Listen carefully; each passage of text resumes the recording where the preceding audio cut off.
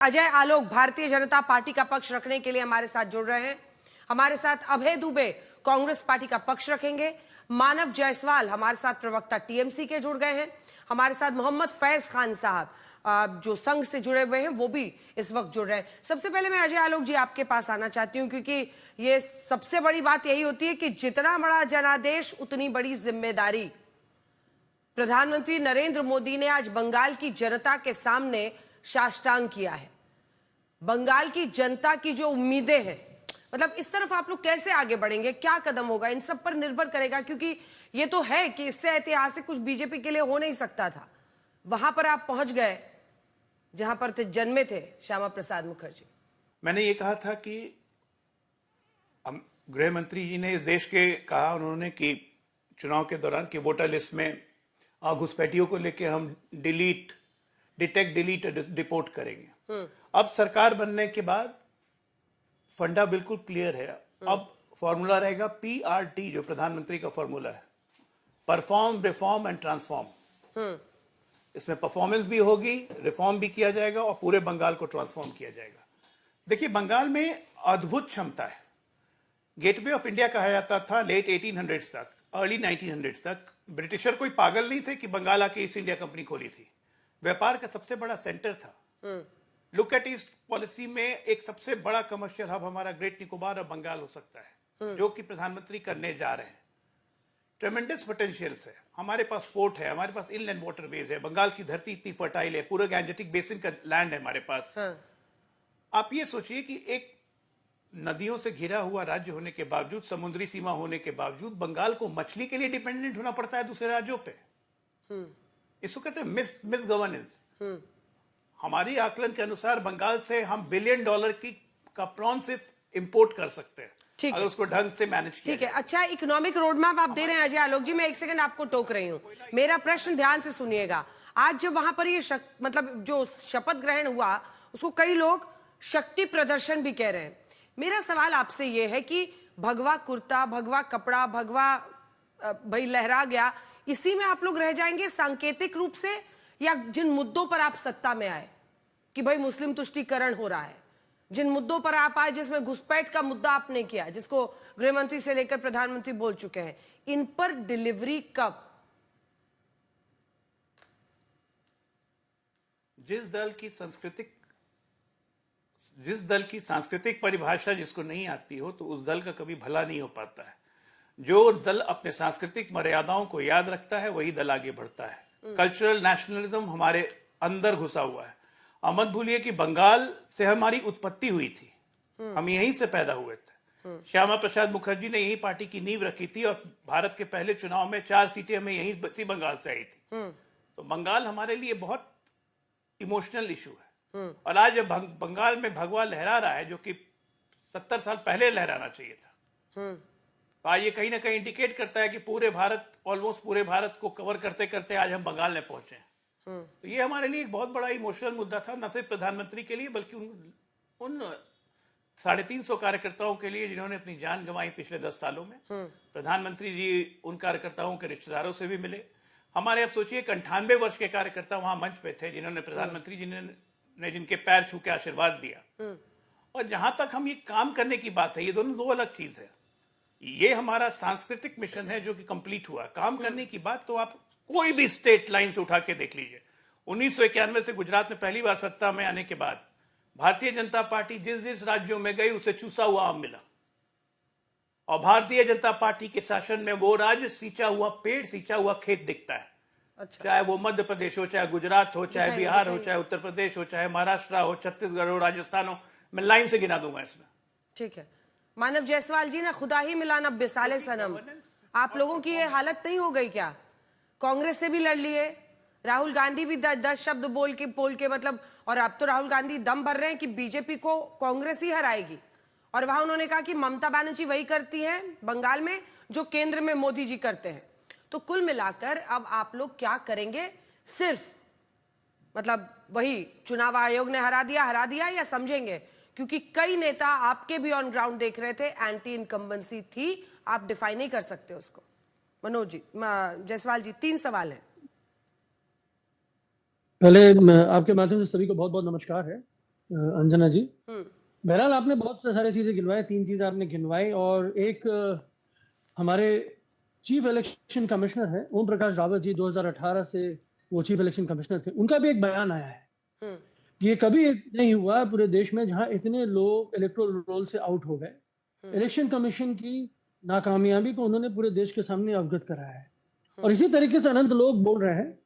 ये जरूरी नहीं है कि हम वही सुने जो हम सुनना चाहते हैं। देश बहुत कुछ बोलता है और आपको सब सुनने की आदत होनी चाहिए, जो हमें भी है।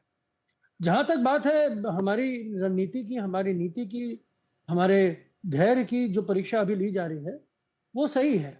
जिस तरीके से इन्होंने बोला कि बहुत ही सुंदर बंगला के इन्होंने आगाज किया है, बहुत अच्छा बंगला है। बहुत सारे लोग मारे जा रहे हैं, पार्टी ऑफिसेस तोड़ी जा रही है, आपका स्टेटमेंट एक आ रहा है, आपके सड़क पे अलग चीज दिख रही है।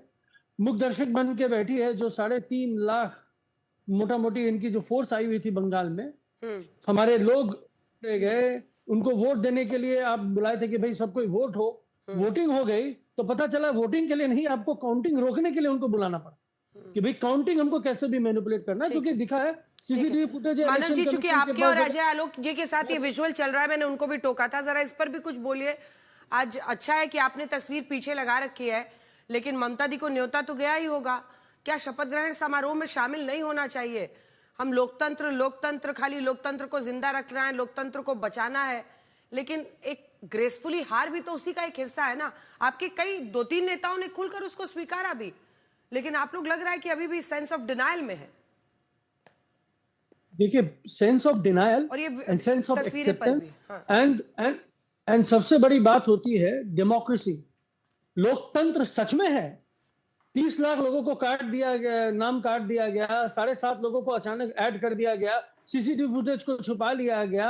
2 बजे तक जहां 10% वोटिंग नहीं हुई पूरे देश में, पूरे मीडिया चैनलों ने 200 पार का नारा लगा दिया, हमारे बूथ तोड़ना शुरू हो गया। और इलेक्शन मानव जी, आप लोगों को छोड़ के एक सेकेंड सुनूंगी मैं, आपका इतने दिन से सुन ही रही हूं। हारने के बाद आपका खींच ज्यादा दिख रहा है। जब तक आपको भरोसा था जीतेंगे तब तक आप ठीक से बात कर रहे थे। आज भी सुनिए, इसकी गलती, उसकी गलती, उसकी गलती, यही कर रही है विपक्ष की पार्टियां। ये बताइए, 27 लाख वोट जो डिलीट हुए हैं, उस पर अपने हर डिबेट पे मैंने सवाल पूछा है या नहीं पूछा है? भाई उस मुद्दे को उठा ही तो सकते हैं। लीगली आप लोग सुप्रीम कोर्ट गए, सुप्रीम कोर्ट ने फिर जो किया वो भी सबने देखा। कुछ केसेस जो उन्होंने सुनवाई पूरी की वो किया, और बाकी का वोटिंग होने दो। तो कोर्ट ने किया है ना, पहला। दूसरा हिस्सा मेरे प्रश्न का, नहीं सुनिए, आप बोलिएगा अपनी बात, लेकिन सब कुछ एक कॉन्टेक्स्ट में होना चाहिए। 90 लाख वोट जो कटे, अब इतने मृत लोग, इतने जो गलत वोटर्स उसमें शामिल थे या फिर दूसरी जगह जा चुके थे, उनके वोट से अगर आप जीत रहे थे तो उस पर तो किसी ने नहीं चिल्ला चिल्ली की कि भाई ममता बनर्जी 3 बार से गलत तरीके से जीत रही थी ना भाई। उनमें से अनेकों मृत और दूसरी जगह में मौजूद लोग थे ना एसआईआर के पहले। अभय दुबे जी, मैं आपके पास आ रही हूँ। एक सिंपल सी बात है कि वोटर्स लिस्ट को लेकर अजय आलोक जी, ठीक है, एक बार अजय आलोक जी रिस्पॉन्ड कर दें उनकी बात पे, फिर आ रही हूँ अभय जी। छोटा सा 3 लाइन का रिस्पॉन्स। मैं बस 3 लाइन का। मैं कह रहा हूँ कि 27 लाख वोटर कह रहे हैं, सुप्रीम कोर्ट तक गए।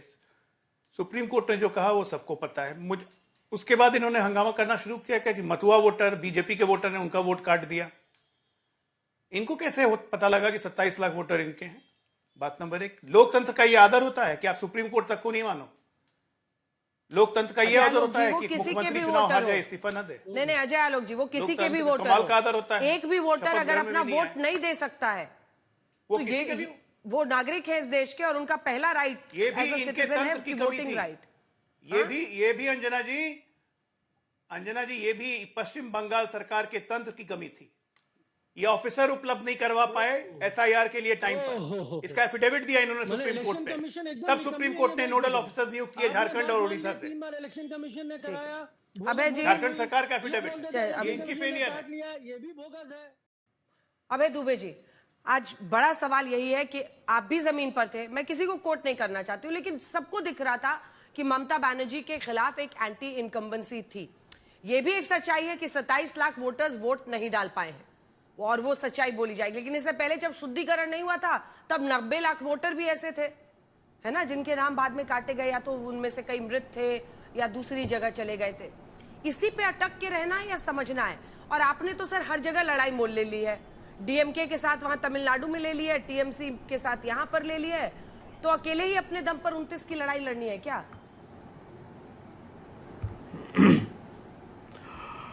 अंजना जी, आपने ये कहा था कि भारतीय जनता पार्टी का सूर्योदय हुआ है, तो भ्रष्टाचार के काले घनघोर अंधियारे बादल के पीछे छुपकर भारतीय जनता पार्टी का सूर्योदय हुआ है। प्रधानमंत्री जी जब 2016 में आए थे, आपने कहा प्रधानमंत्री जी भारतीय जनता पार्टी क्या अपने वादे पूरे करेगी? क्या सबसे पहला वादा था? वादा यह था कि 389 जो केसेस शारदा स्कैम के थे, जिसमें 25 लाख लोगों के 20,000 करोड़ रुपए लूटे गए, उन केसेस का क्या न्याय प्रधानमंत्री जी ने कहा दिलाएंगे।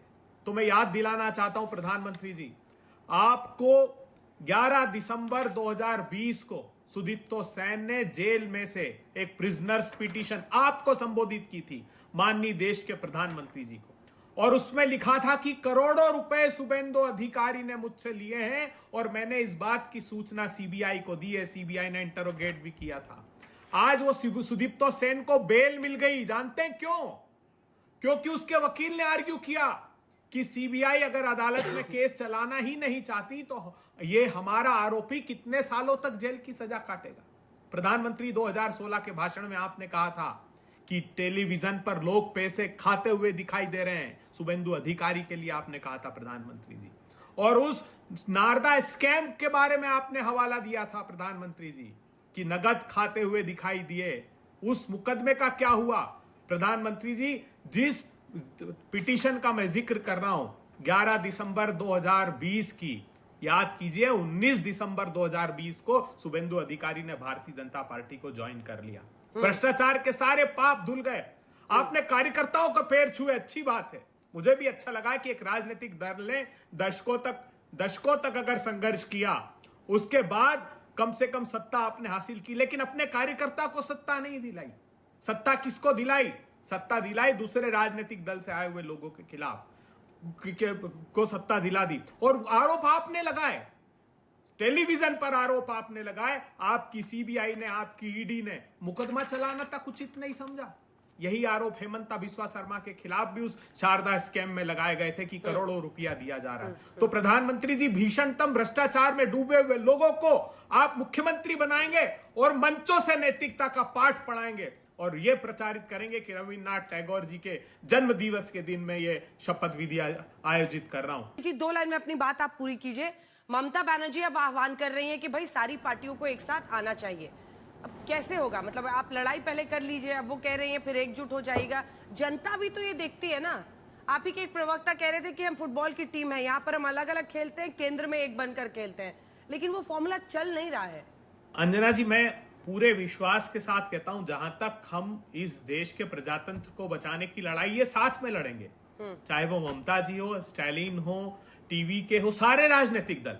हमारी मतभिन्नता, वैचारिक प्रतिबद्धताएं राज्यों में अलग अलग हो सकती है। डीएमके वाले तो लेकिन सांसद अलग जगह क्या मांग रहे ये हैं बैठने को। 91 लाख अबे जो जी, वोट काटे हैं, डीएमके के सांसद तो अलग जगह मांग रहे हैं बैठने को। हाँ, बिल्कुल, उनका राजनीतिक दल पृथक है, उनको ये अधिकार है, लेकिन जो तमिलनाडु का मैंडेट था उसका रिस्पेक्ट करना, उसका आदर करना कांग्रेस पार्टी का नैतिक दायित्व था। और वो सब सेक्युलर राजनीतिक दल हैं। मैं पूछना चाहता हूं प्रधानमंत्री जी से आखिरी बार, क्या 2016 में जो आरोप लगाए थे शुभेंदु अधिकारी पर, क्या जो सीबीआई ईडी की जांच चल रही है वो बरकरार रहेगी, या हेमंतो बिस्वा शर्मा जैसा जवाब दे देंगे कि ये प्रश्न व्यर्थ के करना बंद कर दीजिए? शुचिता की राजनीति का कोई तो मूल्य होगा प्रधानमंत्री जी, कहीं तो जाकर ये ठहरेगा। वोट आप इलेक्शन कमीशन ऑफ इंडिया के माध्यम से प्रजातंत्र को खत्म करने की कोशिश कर रहे हैं, शुचिता की राजनीति को ऐसे लोगों को नियुक्त करके खत्म करने की कोशिश कर रहे हैं, तो कहां आखिर प्रजातंत्र को ले जाना चाहते हैं? देश ये सवाल मोहम्मद फैज साहब एक बार बोले, फिर अजय आलोक जी इन सारी बातों का जवाब देंगे। वो मानव जायसवाल जी की भी बातों का और अभय जी की जवाब देंगे। लेकिन मोहम्मद फैज खान साहब, अब विपक्ष तो ये कह रहा है कि 2 वजह से ये जीते हैं। मानव जायसवाल को आपने सुना ही, एक तो चुनाव आयोग ने उनकी नजर में जिताया है, और दूसरा वो कह रहे हैं कि हिंदू मुस्लिम करके जीता है।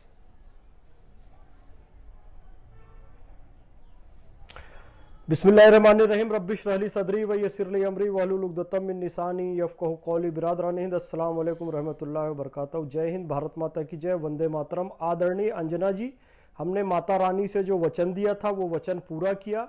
जय काली कलकत्ते वाली, तेरा वचन न जाए खाली।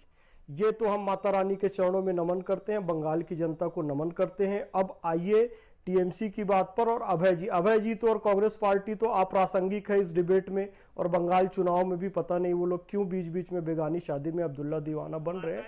मैं टीएमसी को कहना चाहूंगा, आज सड़कों पर लिखे सैकड़ों नारे न देख, घर अंधेरा देख तू आकाश के तारे न देख, अब यकीनन ठोस है धरती हकीकत की तरह, ये हकीकत देख लेकिन खौफ के मारे न देख। आप हकीकत को देखिए, जब आप 15 साल से थे तब चुनाव आयोग भी अच्छा था, तब ईवीएम भी अच्छी थी, तब सुप्रीम कोर्ट भी अच्छा था, ईडी भी अच्छी थी, सेना भी अच्छा था। अब लोकतांत्रिक प्रक्रिया के तहत भारतीय जनता पार्टी की सरकार चुनकर आई है।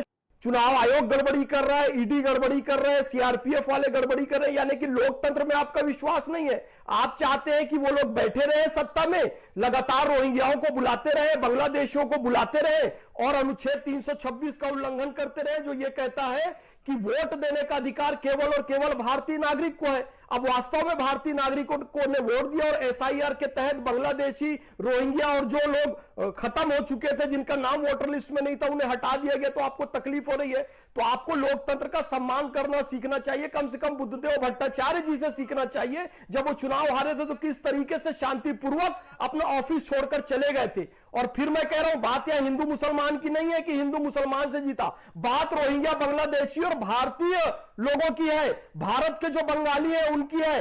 भाई ये देश, ये बंगाल की जो भूमि है ना, ये काबा मदीना करके जो तुष्टीकरण कर रहे थे, शिवलिंग का अपमान कर रहे थे, ये वो सयानी घोष की भूमि नहीं है। ये भूमि उस शांति घोष की है जो अंग्रेज अधिकारियों के सीने पर चढ़कर उन्हें गोली मारी थी।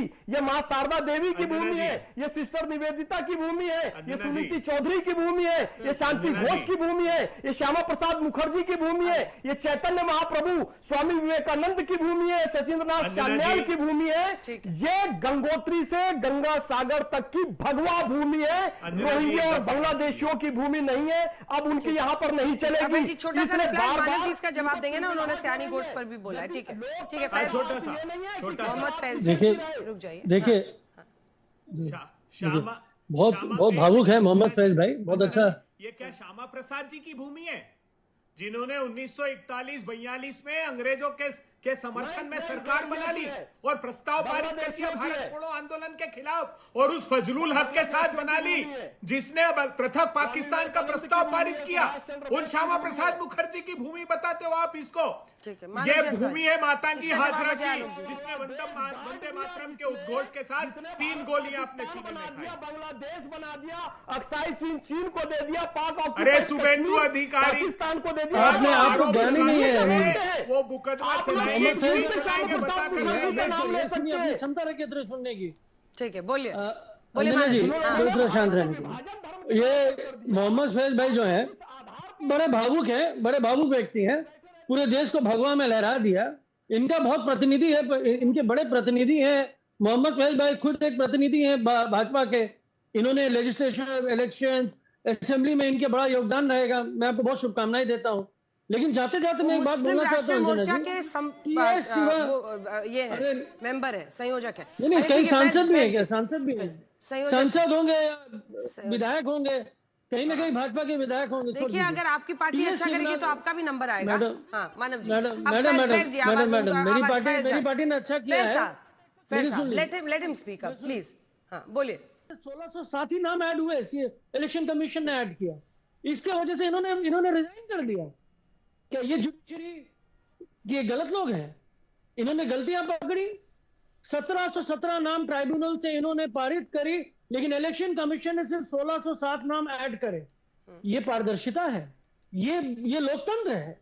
और इसका मुखाल जब इलेक्शन कमीशन धज्जियां उड़ा रहा है, उनके पास ना सीसीटीवी है, और जिस तरीके से 4 बजे के बाद जो गुंडाई हुई है काउंटिंग में, 2 बजे तक आपने अपने चैनल में दिखाते रहे कि भाई भाजपा जीत रही है, जहां 10% वोट नहीं हुआ है।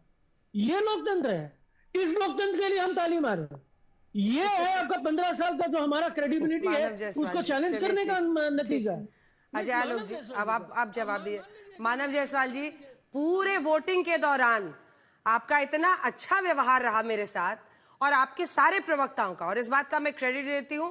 कई राज्यों में चुनाव के वक्त लोग आक्रामक हो जाते हैं, बदतमीजी भी करते हैं, लेकिन हमने भी आपको पूरा मौका दिया और आपने भी कभी भी अपशब्द नहीं बोले। लेकिन अगर ये नतीजे आपके पक्ष में आ जाते ना, तो आप मानव जायसवाल जी उतना ही मीठा बने रहते। आपके खिलाफ आ गया है तो अब हम लोग पर भी टूट पड़ रहे हैं। अरे आप तो हमारे स्टूडियो से लेकर हमारे मतलब ऑन ग्राउंड के शोज में आए हैं, आप तो जानते हैं, आप तो कम से कम सोच समझ के बोलिए। पार्टी लाइन टो करने की ऐसी क्या मजबूरी है कि सबको गलत बता दीजिए? This is not in good spirit. Ajay Alok ji जवाब दीजिए। अब घूम फिर कर बात वहीं आ रही है। दो, उनका श्यामा प्रसाद मुखर्जी पर अभय जी का सवाल है और मानव जी का वही है कि 1600-1700 लोगों को तो मिल गया वोट करने का अधिकार, बाकियों का क्या? जल्दी से। देखिए अंजना जी, रुदाली की ट्रेनिंग लेके जो अगर डिबेट पे बैठते हैं ना लोग, तो उनका यही ऐसा ही प्रदर्शन रहता है। सब रुदाली की ट्रेनिंग लेके आए हुए हैं। ये लाइन याद रखते तो बहुत अच्छा रहता वाजपेयी जी की कि न हार में न जीत में किंचित नहीं भयभीत में